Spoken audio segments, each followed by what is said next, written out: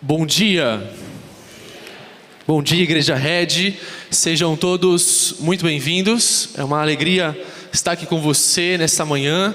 Nós estamos numa série de mensagens chamada Pingos nos Is. Para você que não me conhece, eu sou Rafael, faço parte da equipe de pastores. E essa série tem trago alguns temas muito relevantes para as nossas vidas. Já falamos sobre a marca de uma igreja saudável, na verdade, marcas de uma igreja saudável, marcas de um cristão verdadeiro. Falamos sobre culto, sobre o Espírito Santo, sobre crescimento espiritual. E também falamos sobre dons no último domingo com o João. Se você perdeu alguma dessas mensagens, você pode acessar o link do nosso YouTube ou no Spotify e também tomar conhecimento disso. Com certeza vai abençoar muito a sua vida, vai te dar clareza e segurança sobre alguns temas, principalmente naquilo que nós acreditamos como igreja a partir da palavra de Deus.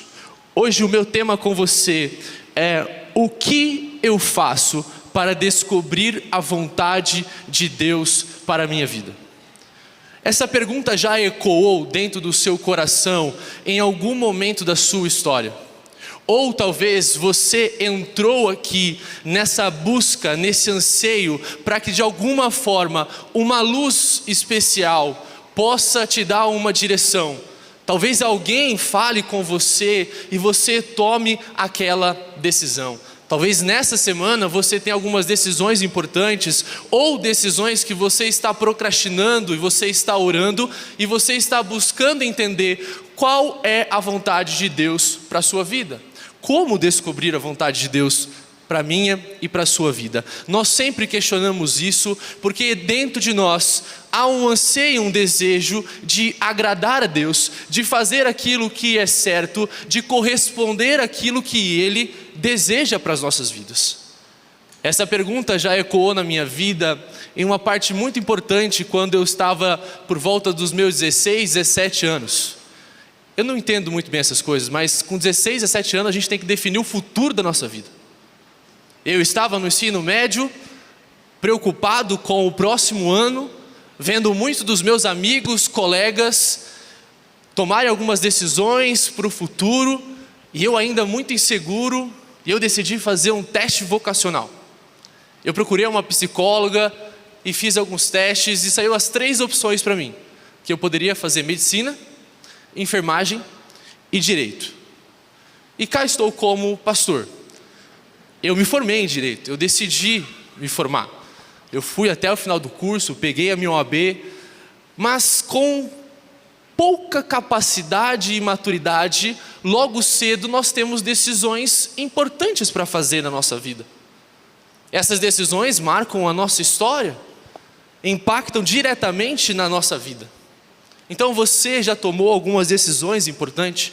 Na verdade, esse desejo de descobrir o que está oculto, esse desejo de descobrir o segredo, esse desejo de querer respostas, de que existe algo que eu não estou vendo e que preciso entender, que preciso compreender o que Deus tem para mim. Isso não é algo somente da fé cristã, isso permeia todas as religiões. Se você está aqui, talvez você frequenta uma outra religião, você tem um outro tipo de fé, você também entende isso. Nós podemos ver, por exemplo, alguns sacrifícios que são feitos, algumas oferendas que são feitas a orixás em busca de entender qual é a vontade da vida, daquilo que os orixás desejam para a sua vida. Nós temos o jogo dos búzios, que é a ideia de buscar a sabedoria para entender o que essas entidades têm para nós, qual é a melhor decisão que nós temos. Nós temos algo como as cartas, o tarô, Pessoas que procuram cartomantes para tomar decisões sobre a sua vida. O ser humano quer entender qual é o próximo passo, como ele lida com algumas questões da sua vida, como ele responde, e para isso ele precisa acessar o divino, ele precisa acessar o transcendente, a entidade, porque ele já se deu conta que ele é incapaz, ele é limitado e ele precisa dessa sabedoria. E ele procura de diversas formas. Ou uma outra forma de buscar é através da astrologia. Pessoas que acreditam que os signos determinam as nossas personalidades e nos induz a algumas decisões. Como muitas das vezes eu entro em alguns perfis de pessoas da Igreja Red e está lá, Igreja Red, signo, Câncer. Não faz sentido. Nós não acreditamos nos signos. A ideia por trás é que o céu é esse espaço onde Deus habita e esse espaço diretamente afeta a nossa vida presente. Pessoas estão buscando decisões baseado nos seus horóscopos. Eles acordam e procuram entender o que os astros estão dizendo para suas vidas naquele momento. Uma outra prática muito comum é a procura por alguns santos mediadores. Santos que mediam as nossas relações familiares, santos que mediam alguns conflitos grandes na nossa vida, causas impossíveis. Nós depositamos a nossa fé em alguns mediadores e entendemos que eles têm sabedoria para direcionar a nossa vida. Rezamos e acreditando que existe algum tipo de resposta que eles podem oferecer para nós. Mas também acreditamos muitas das vezes no pastor, como aquele que detém todo o conhecimento, como um guru, aquele que o que ele diz para você é verdade, que a sua vida toda depende daquilo que o pastor vai dizer para você, como se ele definisse a sua decisão, como ele fosse responsável por decidir por você. Nós buscamos tomar decisões de N maneiras, de diversas formas. Se você está aqui, se você pratica alguma dessa fé, a palavra de Deus não autoriza nós buscarmos esse tipo, mas nós respeitamos você, isso é uma decisão pessoal sua. Mas a grande questão é, como você toma as suas decisões? Como você escolhe? Como você escolheu a última compra que você fez, que impactou de alguma forma o seu orçamento? Como você escolheu a pessoa com quem você casou? Como você escolheu a pessoa com quem você está namorando hoje? Como você escolheu a sua profissão, a sua pós-graduação? Como você escolheu aonde você está trabalhando? O que tem movido as suas decisões? Quais meios, quais recursos você usa para decidir para a sua vida? O que Deus quer que eu faça? Essa é a pergunta que permeia o nosso coração. O que Deus quer que eu faça em termos de uma faculdade? O que Deus quer que eu faça em termos de decidir a minha vida profissional? Qual curso Ele quer? Quantos filhos nós teremos? Nós vamos comprar uma casa, nós vamos alugar uma casa. O que Deus quer de nós? Essas perguntas permeiam o nosso coração. Como Deus quer que eu me aposente? Com quantos anos Deus quer com que eu me aposente? Como eu vou construir a minha aposentadoria? Como Deus quer com que eu faça os meus investimentos? O que Deus quer que eu faça? Decidir é importante porque, como diz Andy Stanley, cada decisão se torna parte permanente da nossa história. Assim devemos fazer uma pausa em todo momento de tomada de decisões para pensarmos na história que queremos contar. Então esse desejo do nosso coração de buscar a vontade de Deus, ela é legítima porque cada decisão não são atos isolados da nossa história. Elas vão compondo a nossa história, elas vão trilhando os nossos caminhos e elas vão nos levando a uma determinada direção. O primeiro beijo que você deu, a primeira relação sexual que você teve, a primeira pessoa com quem você namorou, a faculdade que você escolheu, o curso personalizante que você escolheu, tudo isso está determinando a sua vida e a sua jornada. Por isso que é importante considerar como o cristão toma as suas decisões. As nossas decisões são pautadas de forma correta, pela qual Deus assim ordenou ou não. Muitas das vezes, quando a gente lida com as decepções das nossas decisões, ou quando alguém próximo de nós sofre algum tipo de decisão, nós temos alguns jargões gospels, jargões que nós usamos para consolar essas pessoas, para de alguma forma não desanimá-los. Um jargão muito famoso é aquilo que Deus fala, como Deus tem um plano maravilhoso para a sua vida. Você talvez já disse isso para alguma pessoa. A pessoa talvez passou por um desemprego. De repente a notícia de que ela está demitida. E você, como um bom amigo, Deus tem um plano maravilhoso para a sua vida. Um outro tipo de jargões que nós usamos é: se Deus permitiu, Ele tem um propósito. Não, calma. Se Ele permitiu que acontecesse, Ele tem algum propósito nisso. Vamos aguardar. Ou talvez, se Deus fechou uma porta, é porque Ele tem uma porteira. Aqui é em Minas que a gente fala isso. Alguns adolescentes nem sabem o que é porteira. Mas na expectativa de que aquela porta pequena que a gente perdeu, aquela oportunidade que a gente perdeu, agora Deus está abrindo algo muito maior. Deus está ampliando muito maior. E isso de alguma forma vai gerando expectativa no coração das pessoas. Uma outra é: os planos de Deus são sempre melhores. Acredite, esse era o seu plano, mas os planos de Deus são sempre melhores. E o outro é: tudo acontece no tempo certo. Não estou dizendo que essas frases, esses consolos que nós oferecemos às pessoas são erradas.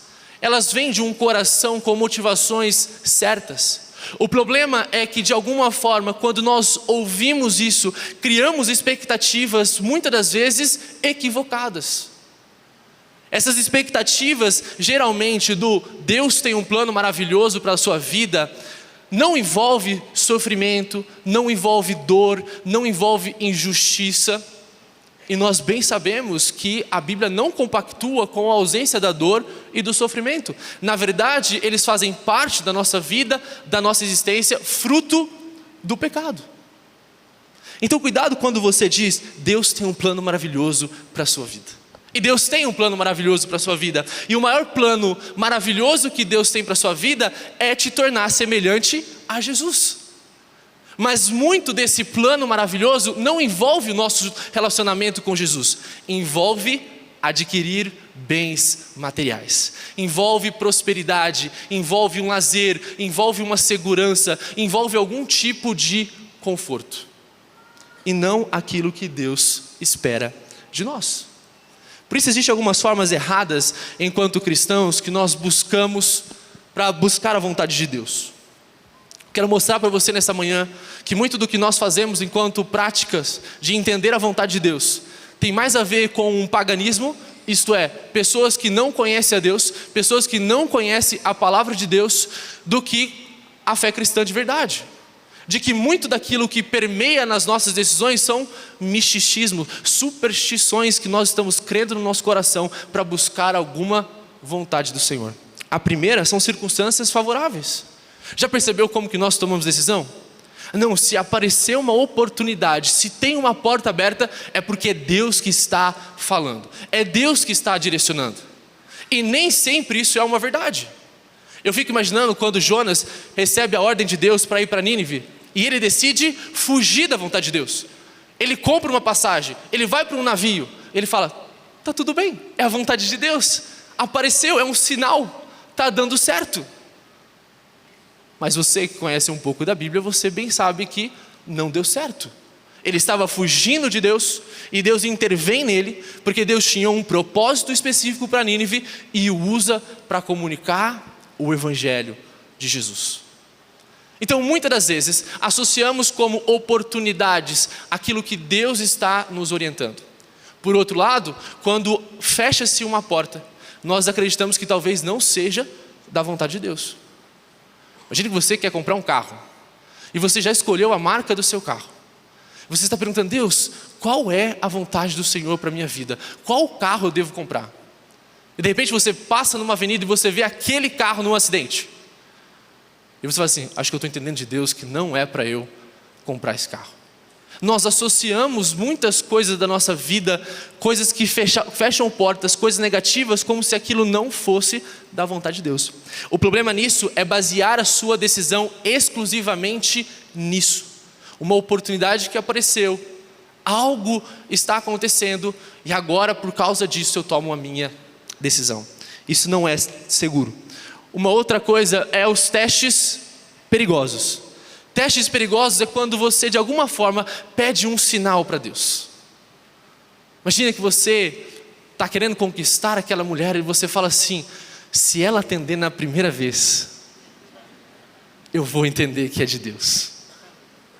Ou se eu estiver naquele encontro e ela vir na minha direção, eu estou entendendo que é do Senhor. Eu estou entendendo que é de fato para eu fazer isso. Isso é a sua vontade. Nós fazemos testes, como eu vi uma vez de uma pessoa que ela estava num desafio, num acampamento, e o desafio era sobre vocação, sobre missões. E ela falou assim, tinha um fogo, e ela tinha que jogar um graveto, e ela não queria jogar aquele graveto. Então ela passou meio despercebida assim, só que nisso o graveto dela bateu com o outro e o dela caiu. E ela disse, nossa, eu estou entendendo que Deus quer com que eu seja missionária. E ela tomou a decisão, ela foi para o seminário. E chegando no seminário ela entendeu que aquilo não era a sua vocação. Ela voltou, fez uma faculdade e permaneceu na sua área de trabalho. E está tudo bem. Estou dizendo que muitas das vezes nós buscamos testes para saber a vontade de Deus. E nós baseamos muitas vezes nesses testes na Bíblia. E falamos assim, não, mas Gideão fez isso. Se você não sabe, um personagem bíblico que Deus levantou e Deus falou para ele libertar o povo. E ele estava com medo, ele estava inseguro, ele não tinha certeza de que Deus estava com ele, mas Deus já tinha dito, tu és valente. Eu estou contigo. E Gideão começa a pedir alguns sinais para Deus. E esses sinais Deus vai fazendo, Deus vai respondendo. Mas isso mostra muito mais a incredulidade do coração de Gideão do que uma fé naquilo que Deus disse sobre ele. Toda vez que algum sinal é demonstrado na Bíblia, isso tem mais a ver com incredulidade. E nós precisamos tomar cuidado porque nós estamos lendo um gênero literário que é uma narrativa, a descrição de algo que aconteceu. Não significa que Deus está validando aquela prática. Você não pode pegar algum tipo de varinha e bater no carro e dizer, aquele carro vai ser meu, eu aproprio dessa bênção. Ou você vai na frente de uma casa e você bate naquela casa dizendo, essa casa vai ser minha, eu tomo posse. Esses testes muitas das vezes comunicam para nós uma imaturidade espiritual. Por isso os testes são perigosos e talvez você está aqui, você fez alguns testes e Deus respondeu, saiba que isso é misericórdia dele. Isso não é a regra, isso não é o padrão que Deus estabeleceu para que eu e você busquemos a sua vontade. Uma outra é os versículos aleatórios. Já viu aquela roleta bíblica? Pessoas que querem buscar a vontade de Deus, elas pegam a Bíblia e elas abrem de repente, sai. Logo em seguida, Jesus insistiu. Deus quer que eu persevere. Deus quer com que eu insista nessa decisão. Ou aquela famosa história de alguém que estava numa decisão para um relacionamento e abriu no profeta Naum. E ele entendeu, não é para eu me relacionar com essa pessoa. Nós transformamos a Bíblia numa enciclopédia da qual nós pesquisamos. Hoje eu preciso tomar alguma decisão, então o que Deus tem para falar? Nós usamos a Bíblia como meio para justificar os nossos desejos. Aquelas famosas caixinhas de promessa. Hoje nem existe mais, né? Mas talvez aqueles versículos aleatórios que você recebe da tia e do tio. Com bom dia, o Senhor é o meu pastor e nada me faltará. Hoje eu estou entendendo o que é isso. Como muitas das vezes nós procuramos qual é a palavra do dia que Deus tem para a minha vida. Queridos, Deus não tem uma palavra do dia para você. Deus tem uma pessoa, e essa pessoa é Jesus, com quem você se relaciona. Então muitas vezes você vai ver algum versículo e talvez não necessariamente aquele versículo vai se aplicar naquele momento do seu dia. E a gente não se relaciona de forma pragmática com a Bíblia nesses termos. A Bíblia fala para nós buscarmos conselhos na palavra de Deus, não é porque ela vai dizer para você o que você deve fazer, mas porque ela vai te tornar sábio para tomar a sua decisão de forma responsável diante de Deus e diante de pessoas. Então cuidado com a forma pela qual você interpreta a Bíblia. Textos são tirados fora do contexto para de alguma forma, para o benefício próprio, para legitimar os nossos desejos. Outro é os critérios emocionais. Critérios emocionais não, eu estou sentindo paz. Pastor, mas eu estou sentindo tão bem. E eu estou entendendo que eu preciso tomar essa decisão. As nossas emoções não validam a verdade de Deus. Não confie nas suas emoções. Com toda certeza, Daniel, diante de Nabucodonosor e naquela fornalha, ele sentiu muito medo. Mas ele não tomou a decisão baseada nos seus sentimentos, mas pela fé. Quando os discípulos viram Jesus crucificado, eles disseram, se prenderam ele, se fizeram o que fizeram com ele, quanto mais a nós. Vamos sair, foge. Então os nossos sentimentos não são critérios para as nossas decisões. Os nossos sentimentos podem sofrer interferência direta do pecado, do egoísmo do nosso coração, que muitas das vezes está maquiando a vontade de Deus. Se você usa Colossenses 3 para dizer que a paz de Deus seja árbitro no vosso coração, você está usando esse texto fora do contexto. A relação é interpessoal, é para que vocês tenham paz uns com os outros nos relacionamentos. Não é que a paz que você está sentindo deve ser um critério único para você tomar a sua decisão. Agora, um outro conceito muito comum, que tem ganhado muito mídia por causa de alguns coachings, por causa de alguns pastores, é a ideia do centro da vontade de Deus. Existe um centro da vontade de Deus para você. Existe um lugar específico que você precisa descobrir, que você precisa encontrar. Se você não estiver nesse centro, você está na periferia da vontade de Deus. Mas existe um centro. E esse centro da vontade de Deus é como se a gente estivesse acertando um alvo. É aqui. Aqui é o lugar para eu estar, no centro da vontade de Deus. Essa ideia que está permeando muito do meio evangélico, muito das nossas vidas, e pessoas pagam cursos para isso, pessoas passam noites em retiros espirituais para descobrir qual é o centro da vontade de Deus para a minha vida. E isso faz muitas das vezes a gente olhar para trás e dizer, eu sou inútil. O que eu construí até hoje? Aquele senso de insignificância, aquele senso de que perdeu o propósito, de que o que você está fazendo não corresponde à vontade de Deus. Um jovem está aguardando uma grande voz de Deus, uma iluminação especial, algo místico acontecer para que ele tome a sua decisão. Porque ele precisa entender qual é o centro da vontade de Deus para a vida dele. Isso gera em nós alguns sentimentos, e principalmente um sentimento de insegurança. Será que eu estou aonde Deus me chamou mesmo? Isso gera em nós ansiedade, preocupação. Talvez você olhe para trás e você se arrepende de muitas coisas, mas isso não significa que você não está na vontade de Deus. Isso gera em nós também dúvida, medo e frustração. Talvez você está aqui, você está perguntando se você está na vontade de Deus, no centro da vontade de Deus. Queridos, não existe centro da vontade de Deus. Tudo na sua palavra é a vontade de Deus, porque não existe periferia na vontade de Deus. Por isso eu gosto de pensar a vontade de Deus como uma avenida. Avenida que tem essas faixas, que são princípios que Deus nos orienta. Esses princípios nos dão sabedoria para decidirmos. Então dentro desses princípios também tem um propósito. Eu tenho uma decisão para tomar. Eu preciso entender quais princípios de Deus podem me orientar e qual o propósito de Deus para a minha vida: glorificar a Deus. Se de alguma forma aquela minha decisão não glorifica a Deus, não abençoa o próximo, essa decisão pode ser errada. Então nessa avenida eu tenho N possibilidades. Por isso que eu penso que a vontade de Deus, a decisão conforme Deus deseja, é muito mais a ver com o sentido do seu coração do que algum lugar que você chegou.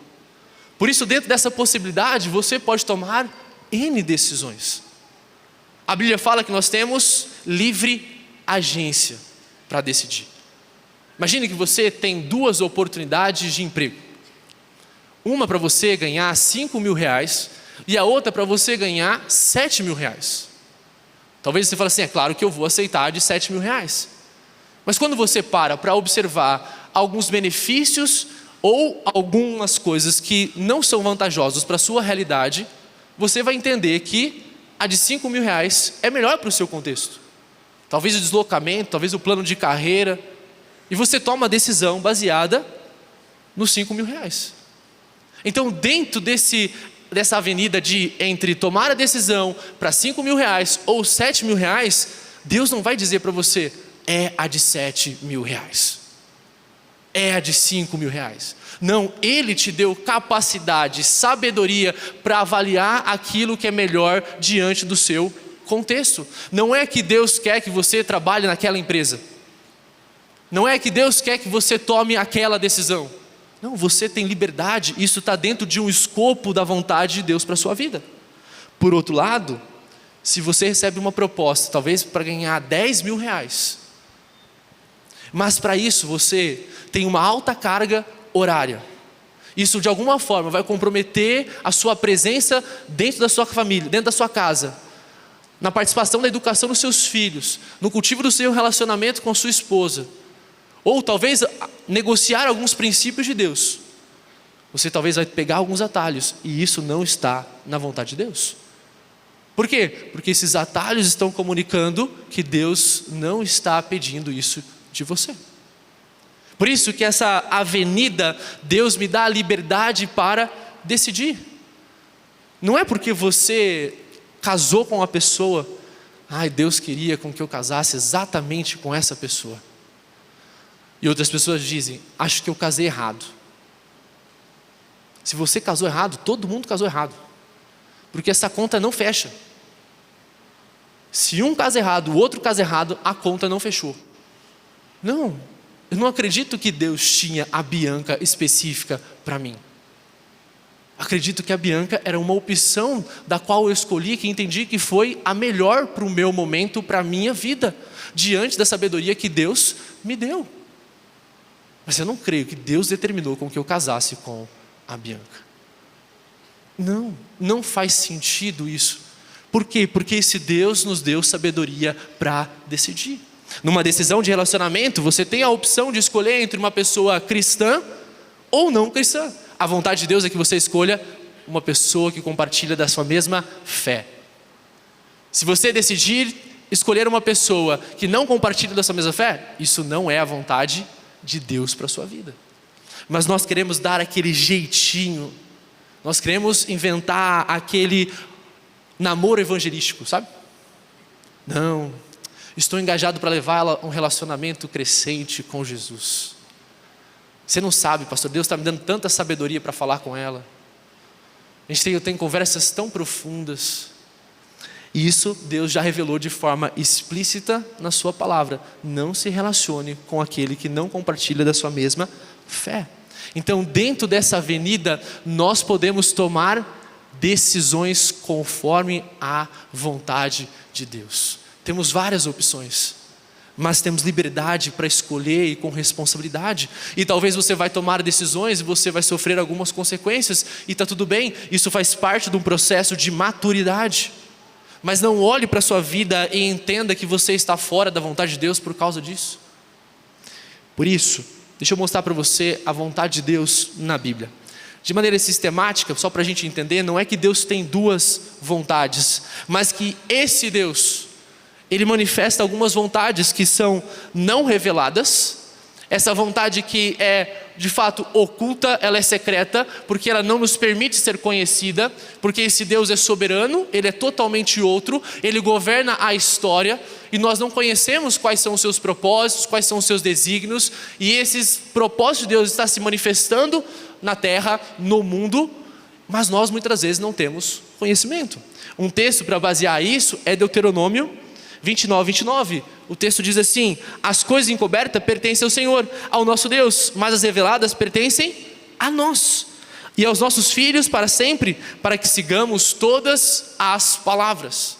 Ou seja, existe uma vontade de Deus que é secreta, mas se é secreto, não me permite descobrir, não está na minha capacidade de procurar, não está nas minhas boas intenções de entender. Por quê? Porque isso pertence ao Senhor.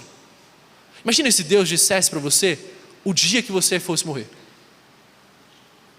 Ou imagina que Deus te revele as doenças pelas quais você vai acometer na sua vida. Como que você ficaria? Ou se Deus te falasse o dia que a pessoa que mora na sua casa fosse morrer, você iria ficar aflito. Isso é um amor, um cuidado de Deus. Ele não nos permite conhecer. Isso é um cuidado de Deus com a nossa vida. Essa é a vontade secreta, não revelada. Muitas coisas Deus não revelou para nós e nem vai revelar. Até hoje Jó não descobriu o porquê ele passou por tamanhos sofrimentos. Deus não revelou para ele. Mas do outro lado, existe a vontade revelada. A vontade revelada é a vontade que está explícita, está de maneira direta no texto bíblico. Quando Deus fala para amarmos uns aos outros, quando Deus fala para perdoarmos uns aos outros, quando Deus fala para suportarmos uns aos outros, quando Deus fala para sermos generosos, isso está diretamente escrito na sua palavra. A vontade de Deus está na sua palavra. Por isso, eu quero que você abra sua Bíblia comigo em Efésios, capítulo 5. Capítulo 5, versículo 15 a 17. Efésios, capítulo 5, versículo 15 ao 17. O texto diz assim, leamos: portanto, sejam cuidadosos em seu modo de vida. Não vivam como insensatos, mas como sábios. Aproveitem ao máximo de todas as oportunidades nesses dias maus. Não ajam de forma impensada, mas procurem entender a vontade do Senhor. Não se embriaguem com vinho, pois ele os levará ao descontrole. Em vez disso, sejam cheios do Espírito Santo. Principalmente o versículo 17, quero dar ênfase. Não haja de forma impensada, mas procurem entender a vontade do Senhor. A vontade do Senhor não é algo que está encoberta. A vontade do Senhor não é algo secreto. A vontade do Senhor não é algo que está reservada a pessoas específicas. A vontade do Senhor não é algo que está reservado a um guru, a um líder evangélico, a um pastor. A vontade de Deus está revelada. Deus descortinou a sua vontade. Ele se revelou a nós. E nós podemos compreender e entender. Então esse conceito de que a vontade de Deus está oculta, que eu preciso descobrir, ela não é bíblica. Porque Deus sempre orientou o seu povo, Deus sempre colocou pessoas para trazer direção, cuidado, para trazer conforto. Deus nunca deixou o seu povo sem direção. Ele escreveu um livro sobre isso. Ele escreveu Provérbios. E a cada 5 versículos, o Provérbios está dizendo: não seja burro. Não seja burro. Ouça a sabedoria. Olhe para a sabedoria. Ela está ensinando. Então não existe como descobrir. Nós apenas entendemos, compreendemos, porque a verdade já foi revelada a nós. Por isso que esse conceito de que eu preciso descobrir a vontade de Deus para a minha vida, ela não é bíblica. Deus é luz. E Deus ama os seus filhos. E tem prazer em revelar os seus planos para os seus filhos. E é por isso que eu quero compartilhar com você 5 conselhos para viver a vontade de Deus. Se você está aqui, eu quero que esses conselhos de alguma forma enraize no seu coração. E você não saia daqui frustrado, decepcionado, com culpa, porque você não compreende a vontade de Deus para a sua vida. Muito pelo contrário, eu quero te mostrar que esse Deus se revela e Ele nos orienta em cada passo que nós precisamos tomar. E nós podemos ter segurança em cada decisão. O primeiro conselho é: cultive um relacionamento com Deus. Cultivar um relacionamento com Deus é a nossa primeira responsabilidade para buscarmos a vontade de Deus, para compreendermos e entendermos a vontade de Deus. E a primeira vontade de Deus para nós é Jesus. Não tem como pensar a vontade de Deus à parte de Cristo.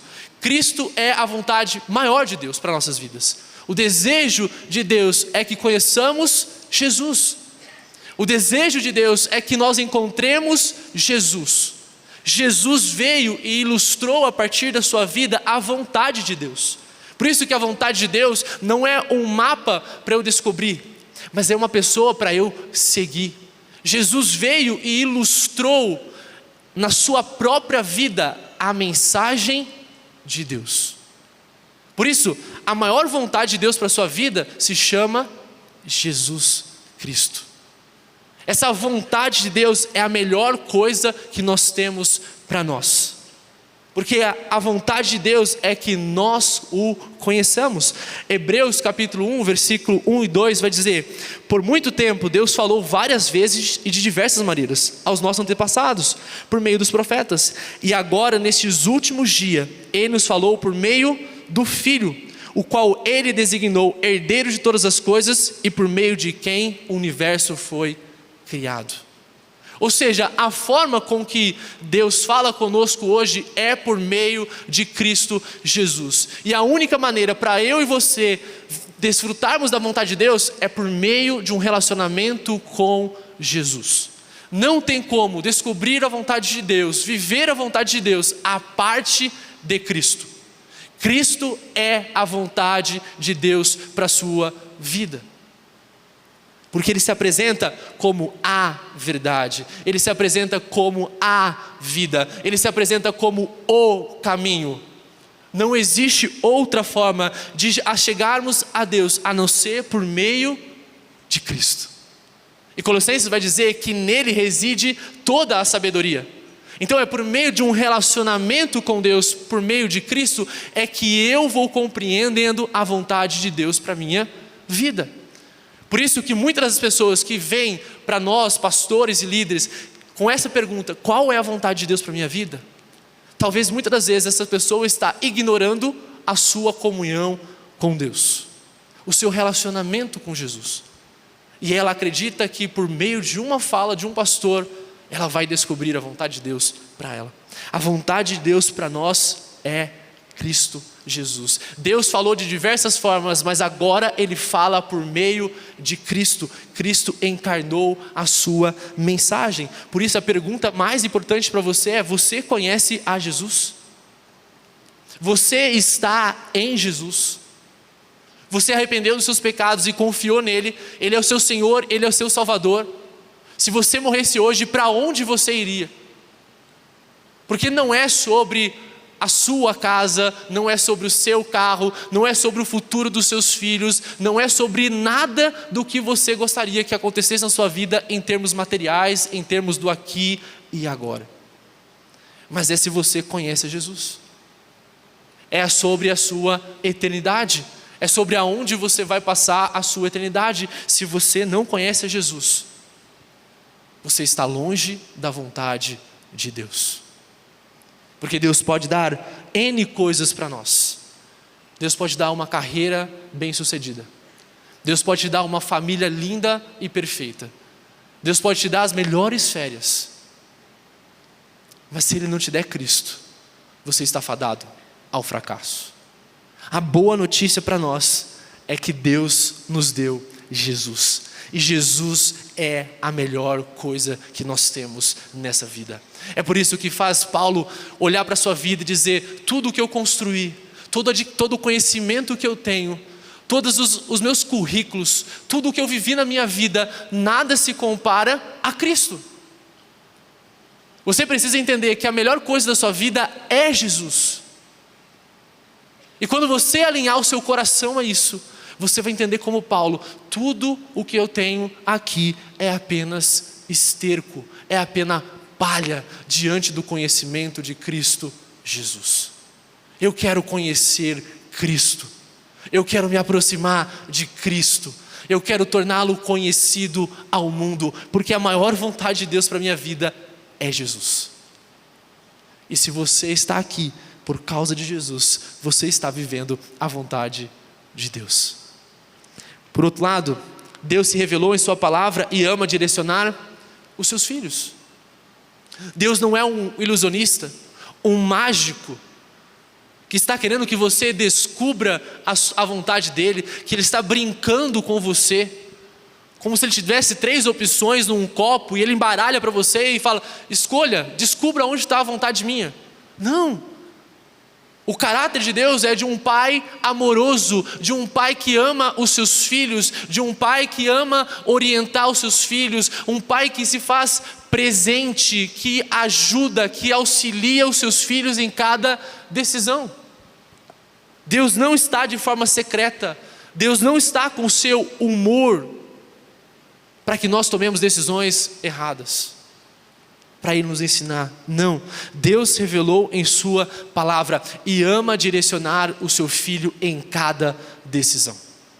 Deus não é como nós pais, que muitas das vezes não damos uma ordem clara para os nossos filhos e repreendemos com eles, ficamos bravos. Não, Deus se revelou, Ele se descortinou na sua palavra e nos permitiu conhecê-lo para que nós tomemos decisões de acordo com o que Ele disse. É por isso que nós precisamos entender, como 2 Timóteo diz: toda a Escritura é inspirada e útil para nos ensinar o que é verdadeiro e para nos fazer perceber que não está em ordem em nossa vida. Ela nos corrige quando erramos e nos ensina a fazer o que é certo. Se você quer conhecer a vontade de Deus, você precisa conhecer a palavra de Deus. Não tem como descobrir a vontade de Deus sem conhecer esse Deus que se revelou na história por meio da sua palavra. Por meio da Bíblia, por meio da revelação de Deus, nós temos tudo o que nós precisamos para tomarmos decisões segundo a vontade de Deus.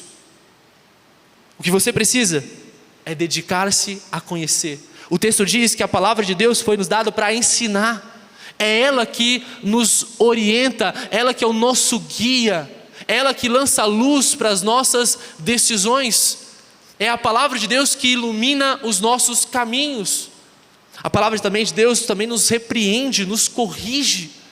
Ela mostra para nós que muitas das vezes pegamos atalhos das quais não devíamos.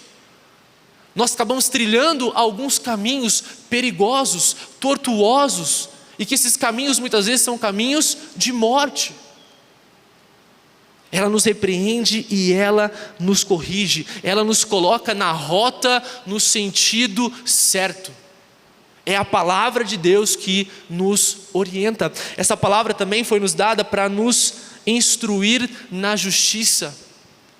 Ou seja, esse Deus que se revelou na sua palavra, e que a palavra de Deus é inerrante, é infalível, ela não te conduz ao erro, ela não te conduz a algo pecaminoso, muito pelo contrário, ela te leva para uma vida de santidade a esse Deus. Esse Deus se revelou por meio da sua palavra e tem prazer em orientar os seus filhos em cada decisão. Por isso que você precisa entender o que Deus está fazendo na história. Entender que esse Deus, Ele criou todas as coisas. Todas as coisas foram criadas por meio de Deus e para Deus. E esse mundo sofreu do pecado, da consequência da autonomia do homem, da decisão baseada no seu orgulho, de não adorar o Criador, mas adorar as coisas criadas. Esse homem se rebela com esse Deus, querendo viver a sua própria história. Mas a boa notícia é que esse Jesus veio para redimir todas as coisas. Esse Deus está ressignificando a história. Esse Deus está trazendo alinhamento para a vontade de Deus no mundo. Deus está ativamente, por meio da obra de Cristo, promovendo redenção no mundo. E nós entendemos que esse Deus também terá um final para todas as coisas. Esse Deus consumará todas as coisas. Esse Deus tem esperança para nós, para uma eternidade. Essa macro história de Deus nos orienta em como nós entendemos a palavra de Deus. E aqui nós entendemos homens e mulheres que trilharam caminhos certos e errados, mas estão dentro dessa macro história de Deus e que nós precisamos conhecer. Essa macro história nos ajuda a tomar as decisões, a olhar para o nosso coração, a entender como é que esse Deus está se movendo, como é que esse Deus está trilhando os seus caminhos neste mundo. Por isso que não é você que chama Deus para viver a sua história, mas é o próprio Deus que te chama para participar da história dele. Deus não é um coadjuvante ao seu lado, não. Deus é aquele que está promovendo a história dele no mundo e nos convida a participar dela. Por isso que o Salmo 119 diz: tua palavra é lâmpada para os meus pés e luz para os meus caminhos, parecidos com ele. Ou seja, essa lâmpada para os meus pés que ilumina os meus caminhos, essa palavra de Deus traz orientação tanto para o dia de amanhã quanto para uma eternidade. Esse Deus me traz orientação por meio da sua palavra. Eu tinha um mentor, o Amadeu, ele já é falecido. Uma vez eu fui buscar alguns conselhos com ele e eu estava bem duvidoso, com medos e receios. E eu me lembro de uma ilustração que ele usou e ele disse: Rafa, a vontade de Deus muitas das vezes para nós é como se nós estivéssemos numa rodovia e está tudo escuro, e quando nós ligamos a nossa luz, e na medida que a gente vai andando, vai percorrendo a rodovia, algumas coisas vão tornando clara para nós e nós vamos entendendo qual é a direção de Deus para a nossa vida. Então essa palavra me ajuda no presente, mas também para um futuro. Nós podemos ter segurança de que a palavra de Deus tem respostas para as nossas perguntas, para o nosso hoje, para aquilo que nós precisamos decidir. Por isso que muitas das vezes a falta de clareza sobre Deus nos deixa inseguro em nossas escolhas. Não conhecer o caráter de Deus, não conhecer a sua palavra, gera em nós insegurança. Porque em quem nós confiamos? Qual é o caráter de Deus? Qual é o seu plano? O que Ele está fazendo na história? Se nós não conhecermos Ele a partir da sua palavra, isso vai nos deixar inseguros. Nós vamos ficar constantemente conflitados com o eu, Deus, eu e Deus. Por quê? Porque não confiamos no seu caráter. E muitas das vezes Deus sempre vai exigir uma resposta de fé.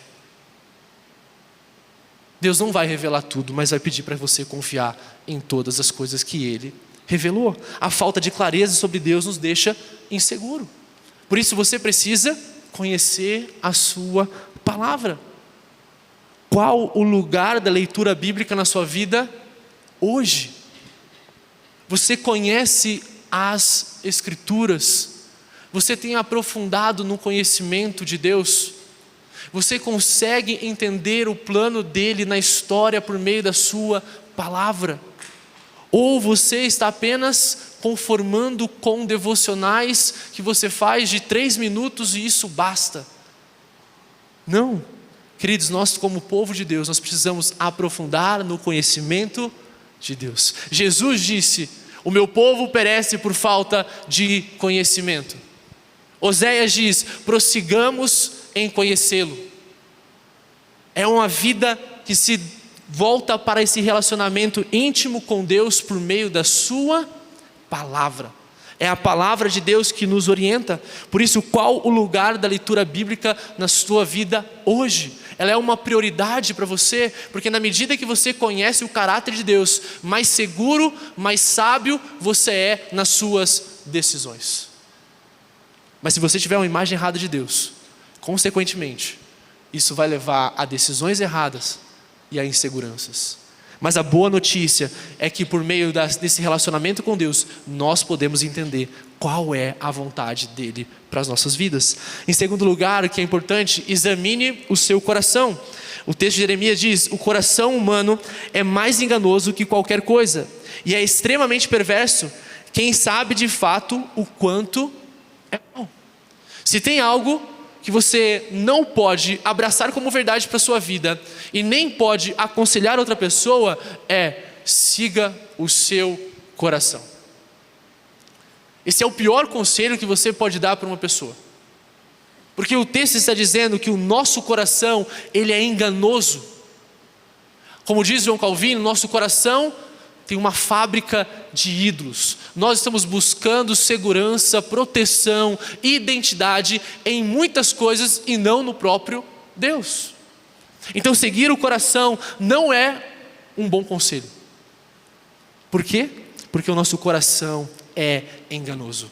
Nós muitas vezes podemos revestir a nossa decisão de piedade, de santidade, mas muitas das vezes por trás dessa atitude está um coração egoísta. Por isso nós precisamos examinar o nosso coração. Nós precisamos entender o que está motivando a minha decisão. O que eu realmente quero. Por que eu quero o que eu quero? O que está por trás? E a gente não tem condição de fazer isso sozinho. Nós precisamos orar como o salmista no Salmo 139 que diz: examina, Senhor, o meu coração, esquadrinha o meu coração, me dá clareza sobre as motivações que estão no meu coração, para que eu não tome decisões baseadas neles. A vontade do Senhor, muitas das vezes, não está no nosso coração, mas está na sua palavra. Por isso que não podemos ouvir o nosso coração. O nosso coração não é um bom professor, não é um bom conselheiro, porque nele pode existir motivações erradas. Jesus diz que é do coração do homem que procede todas as coisas más. Então quando você precisar tomar decisões que de alguma forma vão impactar a sua vida, você precisa examinar as motivações pelas quais você quer tomar aquela decisão. O Salmo 37, versículo 4 diz: busque no Senhor a sua alegria e Ele dará os desejos do seu coração. Eu sei que nós damos ênfase aqui na parte que dará os desejos do seu coração. A ênfase desse versículo não é que Deus vai dar tudo aquilo que você deseja. Não é que Ele está autorizando tudo como se fosse um gênio da lâmpada que você faz os seus pedidos e Ele atende. Ou como se Ele fosse um garçom e de repente você quer pedir algo e Ele está à sua disposição para te trazer. A ênfase desse versículo é buscar a alegria no Senhor. É encontrar o seu prazer no Senhor. É ter os seus desejos ressignificados, é ter os seus desejos transformados, é ter os seus desejos redimidos, porque na medida que você cultiva o seu relacionamento com Jesus, você examina o seu coração e você busca deleite em Deus, os seus desejos, as suas vontades são transformadas. Você vai começar a amar o que Deus ama e a odiar o que Deus odeia. É isso que o texto está dizendo. O texto está dizendo: busquem o deleite-se em Deus. E quando você estiver próximo dele, quando você estiver num relacionamento profundo com Jesus, Deus vai colocar desejos no seu coração que estão alinhados com a sua vontade, e Deus terá prazer em concedê-lo, porque trará honra e glória ao seu nome. Por isso que Jesus diz: peça e será dado, pedi e recebei. Se pedir de acordo com a vontade de Deus. Não basta apenas examinar o nosso coração e entender que muitas vezes há motivações pecaminosas, mas nós precisamos alimentar o nosso coração pelo prazer da vontade de Deus. É isso que nós precisamos fazer. Um coração que tem o deleite no próprio Deus. Um coração que ama o que Deus ama. Por isso que Agostinho diz uma frase sensacional que me permeia um pouco a minha vida: ame a Deus e faça o que você quiser. Aqui não é uma porta para uma libertinagem. Muito pelo contrário. O que Agostinho está dizendo é que se nós amarmos a Deus, Ele vai redefinir os amores do nosso coração.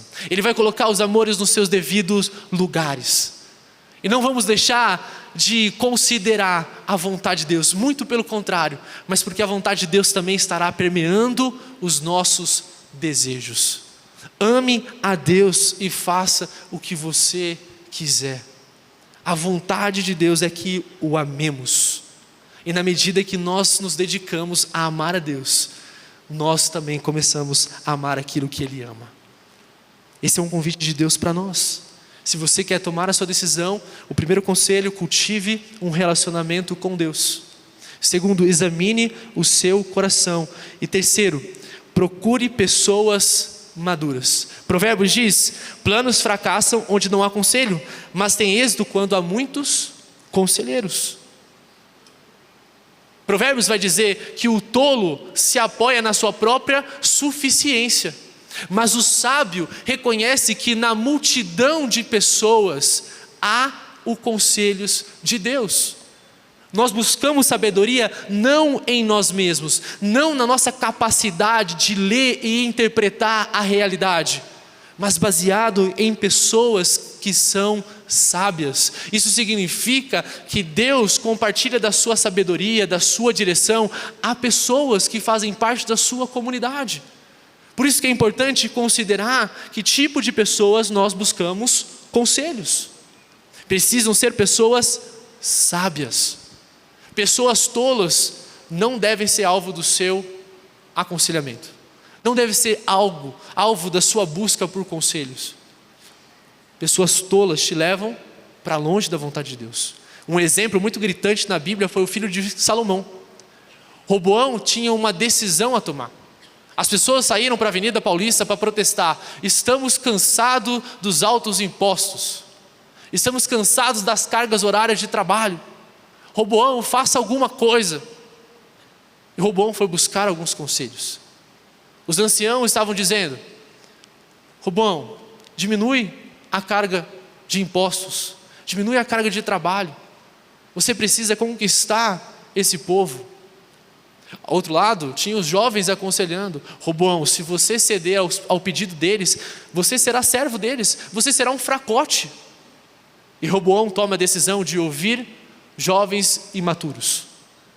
E a decisão de continuar aumentando as cargas de impostos e de trabalho, isso gerou a divisão do reino de Deus. Reino do Sul e Reino do Norte. Então, muitas das vezes, nós temos pessoas ao nosso lado. E nós precisamos escolher que tipo de pessoas ouviremos. E o texto está dizendo que nós precisamos procurar pessoas maduras para decidirmos. Por isso, como diz o Bruce Waltke, buscar a ajuda de um cristão imaturo, ou mesmo de um cristão, é o cúmulo da insensatez. Quem são as pessoas com quem você busca conselho? Ou melhor, o que os conselhos ruins já fizeram em sua vida? Que tipo de marca você tem na sua história de conselho ruim que você ouviu e que você tomou a sua decisão? É responsabilidade sua, com toda certeza. Mas que tipo de conselho ruim influenciou a sua decisão? Quais consequências você tem?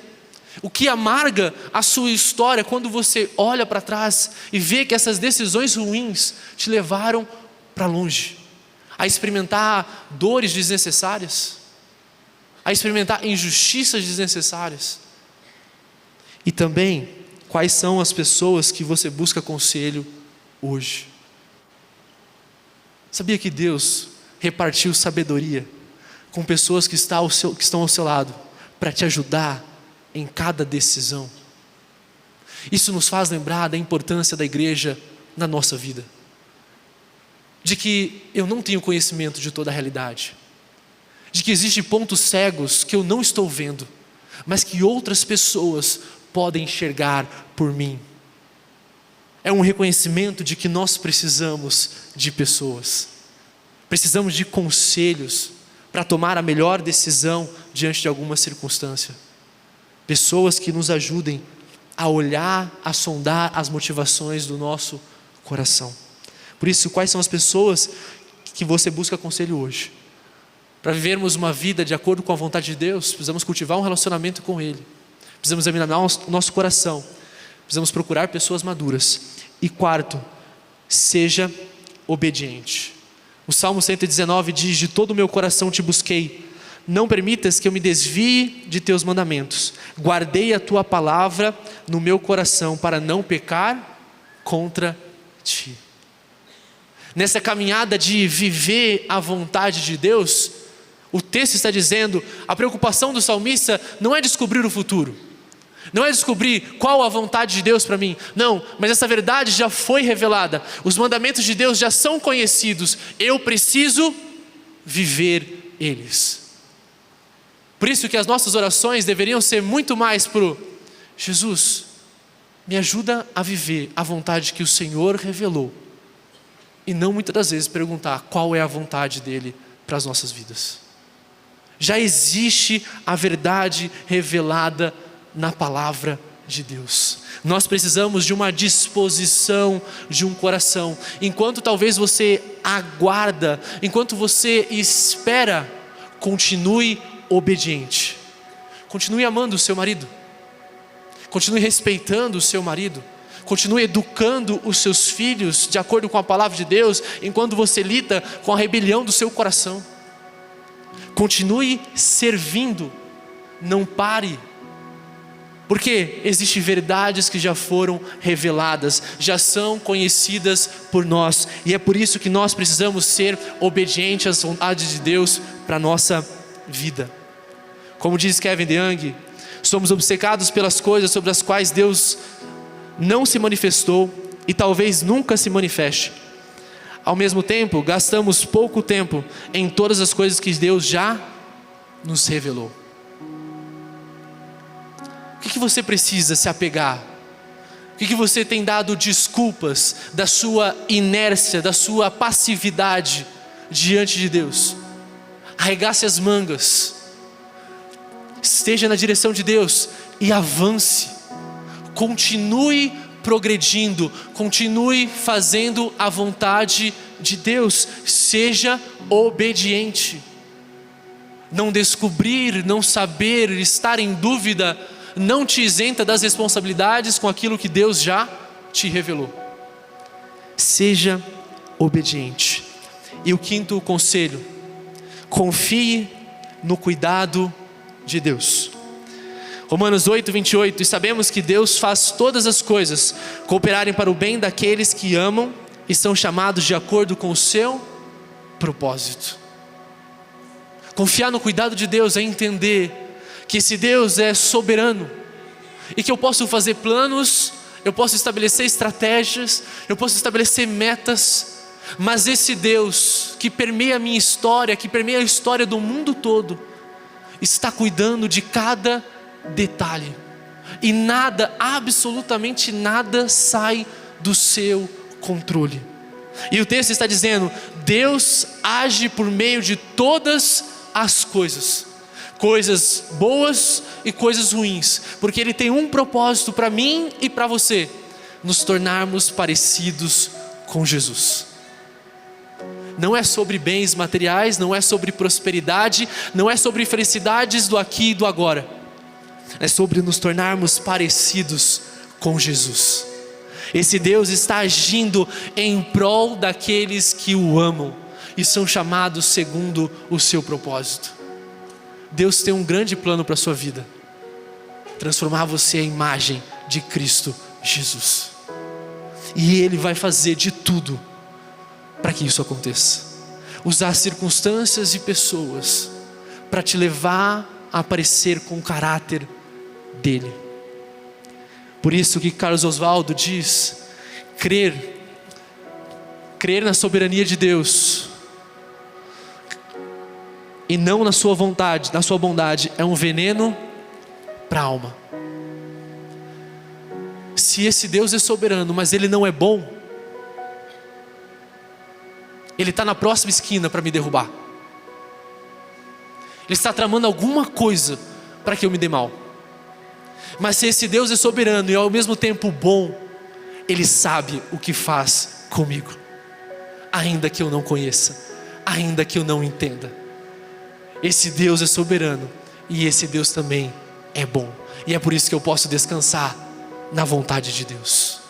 Existe um lugar aonde eu busco um refúgio. Por isso que Kevin DeYoung também diz que Deus não é uma bola de cristal que consultamos sempre que precisamos tomar uma decisão. Ele é um bom Deus que nos deu um cérebro e nos mostra o caminho da obediência e nos convida a assumir o risco por Ele. Assumir o risco é entender, dar um passo de fé na confiança daquilo que Deus revelou e entender o que Ele vai fazer no trajeto. Quando Deus chamou Abraão, Ele não disse a Abraão: vira à esquerda, vira à direita, aqui tem um itinerário para você, lá é o destino. Não, Ele só disse: saia, Abraão, da tenda e vá. E vá. E na medida que ele ia, Deus ia revelando para ele o seu caminho. Isso é confiar no cuidado de Deus, de que os recursos, os instrumentos de Deus estão disponíveis para nós. E como Bruce diz, como Deus está muito além daquilo que a nossa mente infinita consegue compreender, não conhecemos tudo a seu respeito, nem somos capazes de sempre discernir o seu plano. No entanto, a nossa fé precisa continuar nele. Como Jó disse: ainda que ele mate, nele esperarei. É a confiança de que esse Deus me ama e que Ele está cuidando de cada detalhe. E que muitas das vezes Ele vai exigir perseverança, Ele vai exigir confiança e dependência. Mas eu não vou parar, porque a vontade de Deus é a melhor coisa para a minha vida. Eu vou olhar para a sua palavra e entender que esse Deus se revelou e que Ele é conhecido. Para refletir e praticar: primeiro, Deus se revelou a sua vontade por meio da sua palavra. Busque compreendê-la. Segundo, a falta de clareza sobre quem Deus é nos deixa inseguro em nossas escolhas. E terceiro, decida obedecer o que você conhece com dependência e disposição. Não sei quais decisões você precisa tomar. Não sei se você está numa bifurcação que você precisa escolher. Eu quero dizer para você que o Espírito Santo de Deus habita em você, que a palavra dele nos torna sábios, e que Deus te deu uma igreja, pessoas que amam Jesus, para te ajudar em cada escolha. E se por acaso a sua decisão for irresponsável e você tem que lidar com algumas consequências, nós como igreja também estaremos aqui para te amar e para te servir, na certeza de que Deus está movendo em cada detalhe da sua vida para te transformar à imagem de Jesus. Feche seus olhos, eu quero orar por você. Senhor, obrigado porque o Senhor se revelou. Obrigado porque o Senhor se tornou conhecido. Obrigado que é por meio da sua palavra que nós te conhecemos. Nós entendemos qual é a sua direção, qual é a sua vontade. Mas somos limitados, somos falhos, somos medrosos, somos ansiosos e enchemos nosso coração de muitas preocupações. Mas a minha oração é que o Senhor nos dê clareza em cada etapa, que o Senhor nos ajude a cultivar um relacionamento com o Senhor, a examinar o nosso próprio coração, a buscar pessoas maduras que o Senhor colocou em nossas vidas, a permanecermos obedientes em cada etapa e a confiarmos no Teu cuidado sobre as nossas vidas. É a nossa oração, na certeza de que o Senhor nos ama, de que o Senhor nos deu Jesus, e isso nos basta. Enquanto esperamos, enquanto aguardamos, queremos viver a Tua vontade, para que o Seu nome seja conhecido em todo lugar. É a minha oração, em nome de Jesus.